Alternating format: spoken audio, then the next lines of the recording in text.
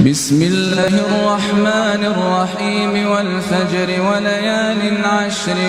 والشفع والوتر والليل إذا يسري هل في ذلك قسم لذي حجر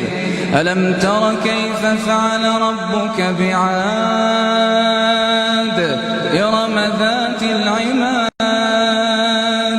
التي لم يخلق مثلها في البلاد وثمود الذين جابوا الصخر بالوادي وفرعون ذي الأوتاد الذين طغوا في البلاد فأكثروا فيها الفساد فصب عليهم ربك سوط عذاب إن ربك لبالمرصاد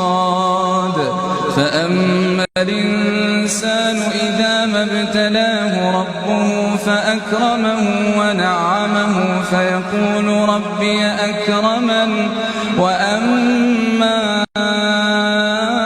إذا ما ابتلاه فقدر عليه رزقه فيقول ربي أهانني كلا بل لا تكرمون اليتيم ولا تحضون على طعام المسكين وتأكلون التراث أكلا لما وتحبون المال حبا جما كلا إذا دكت الأرض دكا دكا وجاء ربك والملك صفا صفا وجيء يومئذ بجهنم يومئذ